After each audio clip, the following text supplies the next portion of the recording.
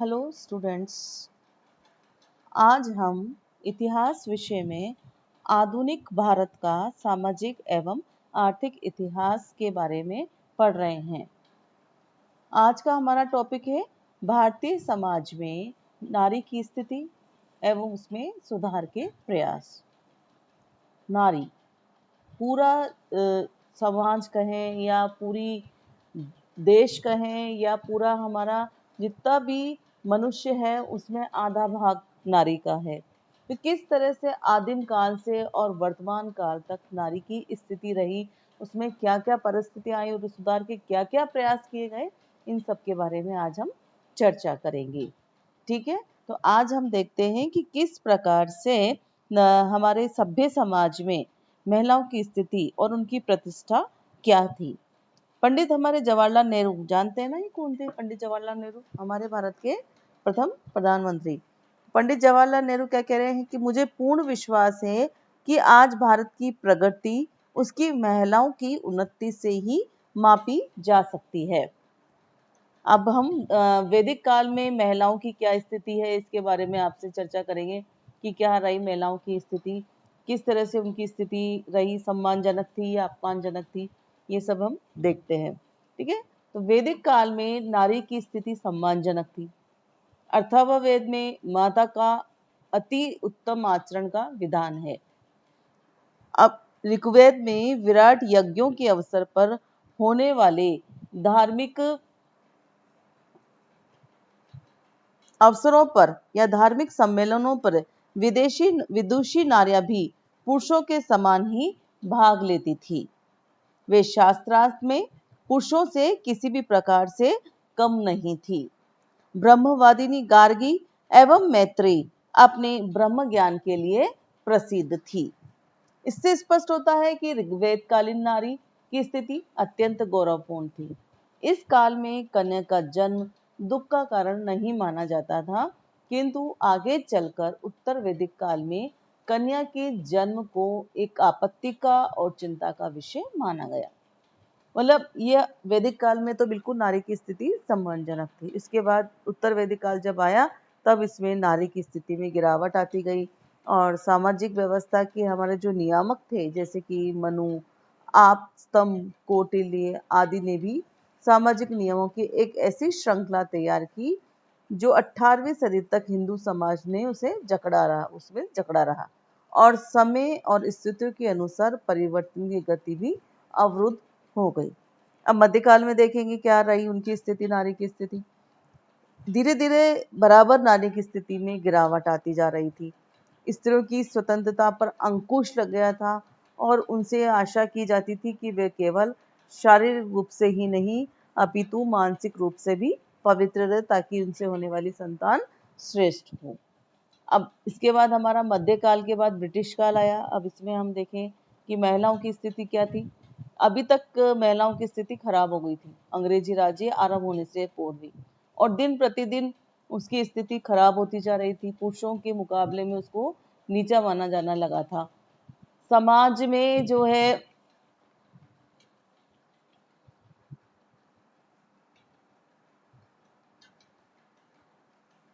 उसे अनादर की दृष्टि से देखा जा रहा था। उसके व्यक्तित्व का कोई मूल्य नहीं था और उसकी स्थिति एक गुलाम की तरह हो गई थी। गुलाम की तरह मतलब उसका कोई अपना इच्छा नहीं थी। और हमारा भारत जो है कैसा था? पितृ प्रधान। पितृ प्रधान मतलब जहाँ पुरुष जो है परिवार का मुखिया होता था। अब उसमें क्या था? परिवार में संयुक्त परिवार होते थे उस समय। अब स्त्री का दर्जा क्या था कि वह बाल्यकाल में अपने पिता के, युवा काल में अपने पति के और वृद्धावस्था में अपने पुत्र के अधीन रहती थी। उसकी इच्छा का, उसके विचार का, उसकी पसंद का कोई ख्याल नहीं होता था। इस समय समाज में, हमारे समाज में जो है सती प्रथा, बाल विवाह, बहु विवाह, कन्या विवाह, विधवाओं पर कठोर प्रतिबंध, लड़कियों की बिक्री, इन सब कुप्रथाओं ने अपना स्थान ग्रहण कर लिया था। और स्त्री समाज की इन बुराइयों के कारण जहां स्त्रियों को एक और इन नियोक्ताओं को भोगना पड़ रहा था और वहीं दूसरी ओर हमारा जो भारतीय समाज है वह पतन की ओर जा रहा था। तब इन परिस्थितियों को देखते हुए कई समाज सुधारक भारत में आगे आए। जिसमें हम नाम भी जानते हैं कि क्या कौन कौन थे, जैसे कि राजा राम मोहन राय, हमने पहले भी आपको पढ़ाया था राजा राम मोहन राय। तब उन्होंने क्या करा, स्त्री प्रथा के उन्मूलन के विरुद्ध आवाज उठाई, बाल विवाह और पर्दा प्रथा के विरुद्ध भी उन्होंने आवाज उठाई, और इस कार्य को आगे उन्होंने दयानंद और विवेकानंद ने आगे बढ़ाया। ईश्वरचंद विद्यासागर ने अपनी विधवाओं के पुनर्विवाह के लिए आंदोलन चलाया और स्त्रियों की शिक्षा के लिए वकालत भी की।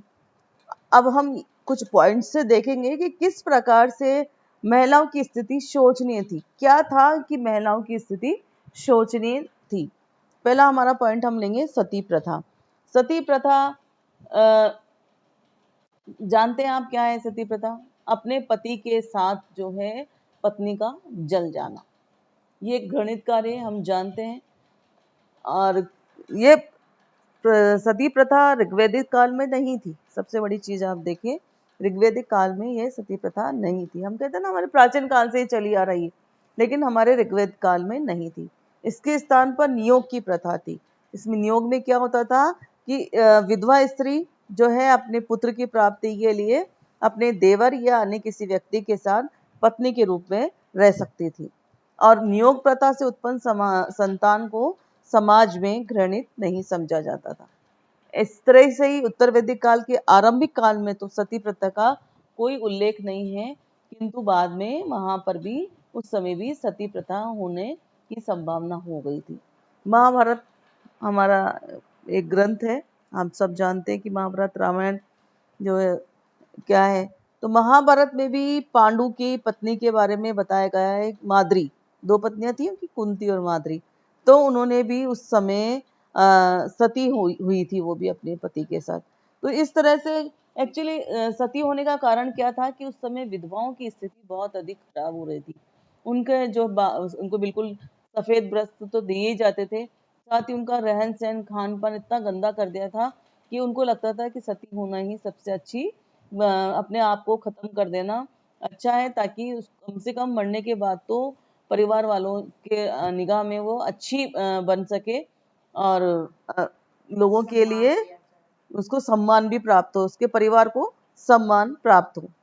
धीरे धीरे क्या हुआ कि इस सती प्रथा ने विकराल रूप धारण कर लिया, और अंग्रेजी राज्य जब स्थापित हुआ उस समय ये प्रथा एक अत्यंत दृढ़ रूप में हो चुकी थी। इसको समाप्त करने के लिए भी प्रयास किए गए।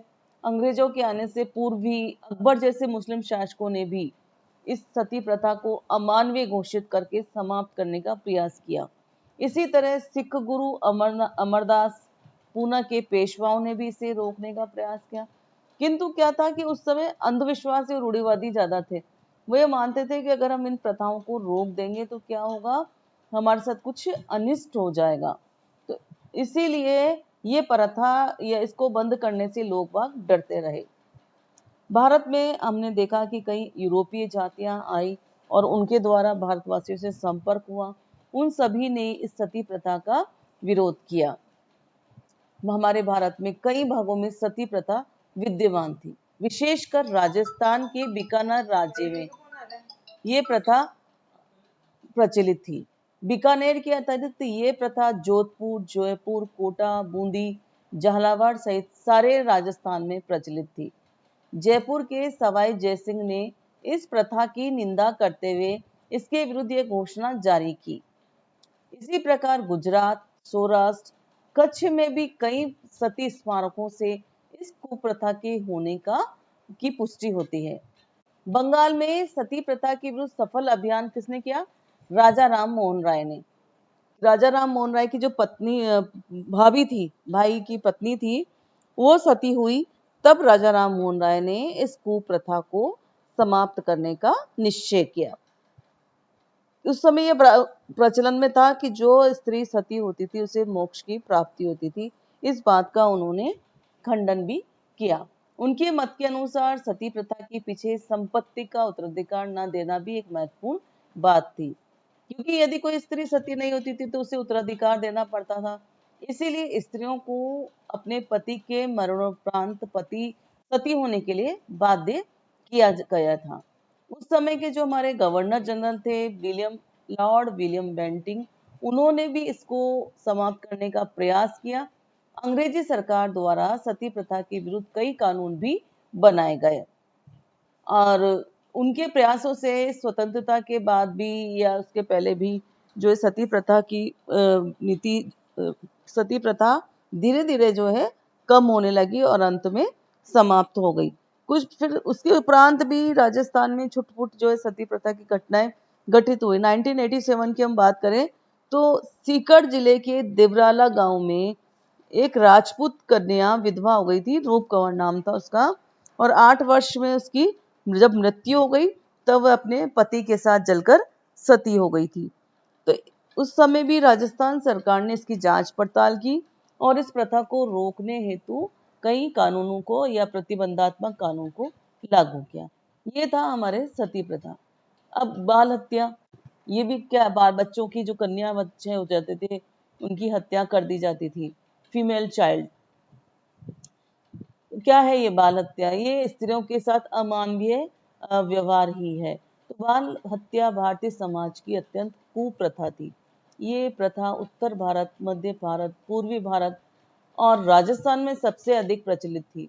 विशेषकर बंगाल में अंधविश्वास के कारण गंगा की कृपा प्राप्त करने के लिए वहां के शिशुओं को, स्पेशली बालिकाओं को क्या करते थे, गंगा में अर्पित कर देते, जिंदा बच्ची को गंगा में प्रभावित कर देते थे।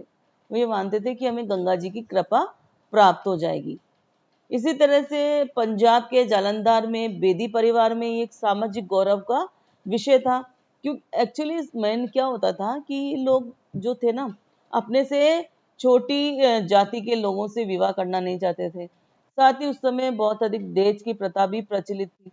ये लोग चाहते थे कि इस तरह का कोई कारण ना बने जिससे हमारे सम्मान को या हमें नीचा देखना पड़े, इसीलिए वह अपनी कन्याओं का वध कर देते थे, बालिकाओं का वध कर देते थे। तो बाल वध के कारण क्या थे? कई बार तो अंधविश्वास भी था, जाति गौरव, गरीबी, अज्ञानता। विशेषकर क्या होता था कि राजपूत परिवारों में फिजूल खर्ची, दहेज की अत्यधिक मांगे, इन सब के कारण भी वह समाज में बाल वध की प्रथा प्रचलित थी। फिर भी कुछ भी हो, हम ये मानते हैं कि एक अमानवीय प्रथा थी जिस पर समाज ने अपनी मौन स्वीकृति दे रखी थी। अब इस प्रथा को समाप्त करने की दिशा में भी कई प्रयास हुए। सबसे पहला प्रयास राजपूताना में ही इसका किया गया। सवाई जयसिंह ने 1731 में किया और उन्होंने एक कानून बनाया और इस प्रथा को समाप्त करने एवं शादी विवाह के अवसरों पर खर्च में कटौती करने का प्रयास किया। सदियों से चूंकि ये प्रथा लोगों की जड़ों में या समाज की जड़ों में थी तो इसको समाप्त करने में बहुत मुश्किल थी, फिर भी इस पर निरंतर प्रयास हो रहे थे। 19 और 20वीं शताब्दी में पुनर्जागरण के समाज सुधारक एवं धर्म सुधारकों के द्वारा भी इस प्रथा को बंद करने के लिए आह्वान किया गया। राजा राम मोहन राय, स्वामी दयानंद, विवेकानंद जी, गायकवाड़ आदि ने बाल वध के विरुद्ध आंदोलन चलाकर सामाजिक चेतना को जागृत करने का प्रयास किया। अब हमें मालूम है कि ईस्ट इंडिया कंपनी क्या थी, एक निजी कंपनी, इसीलिए प्रारंभ में तो उसने समस्या पर ध्यान नहीं दिया, लेकिन बाद में लॉर्ड विलियम बेंटिंग ने इसे समाप्त करने के लिए प्रयास किया और इसे सामाजिक सर्वेक्षण भी किया कि उस समय क्या था कि लड़कों की अनुपात में लड़कियों की संख्या बहुत कम थी। तब बेंटिंग ने आदेश जारी किया और परिवार के मुखिया को कहा कि उनके परिवार में यदि कोई शिशु हत्या जैसी कोई घटना घटित होगी तो उनकी सारी संपत्ति को जब्त कर लिया जाएगा। ऐसे परिवारों पर विशेष रूप से निगरानी भी रखी गई। अंग्रेजों ने कई परिवारों में बाल हत्या होने के कारण उनकी संपत्ति पर अधिकार कर लिया। इतना होने के बावजूद भी क्या था, बाल जो हत्या थी वो प्रथा जारी ही रही। बाद में लॉर्ड डलहौजी जब आए तब उन्होंने कठोर नीति अपनाई और बालिका वध को समाप्त करने का निश्चय किया और उन्होंने इसमें काफी सारे लोगों को इकट्ठा किया और उनसे हस्ताक्षर करवाए। साथ ही लोगों से कहा कि वो विवाह में भी कम खर्च करें। 1853 में पंजाब में बालिका वध पर प्रतिबंध लगाकर उसकी कठोरता से पालना भी कराई गई। और अंग्रेजों के प्रयासों से पंजाब के प्रतिष्ठित सिख परिवारों के मुखियाओं को अमृतसर में आमंत्रित किया गया, जिसमें लॉर्ड डलहौजी ने ये कहा कि बालिका वध के विरुद्ध कठोर कार्रवाई करने का प्रावधान है। ठीक है, तो इसके साथ ही राजपूताना के राज्यों ने भी ये घोषणा करी और विज्ञप्ति द्वारा इस कुप्रथा को समाप्त करने के लिए अध्यादेश भी जारी किए, किंतु चारणों और भाटों के प्रभाव के कारण इसका समाधान अभी भी बाकी था।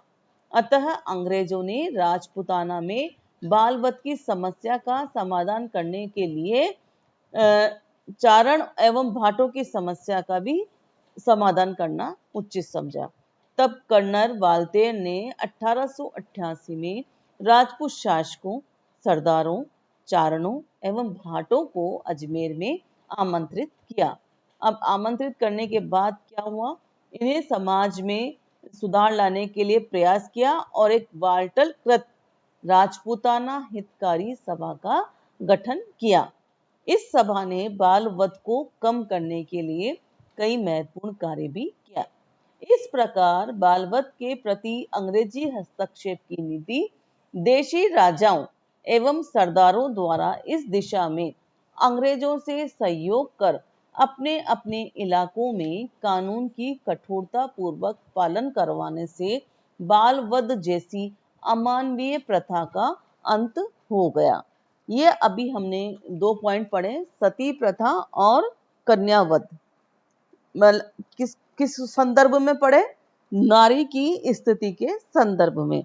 इसके बाद हम जब नेक्स्ट वीडियो हम लेंगे तब उसमें बाल विवाह और दूसरी जो बातें हैं पर्दा प्रथा वगैरह उस पे चर्चा करेंगे कि किस, और विधवा विवाह पे भी चर्चा करेंगे। आज का वीडियो हमारे लिए इतना ही है।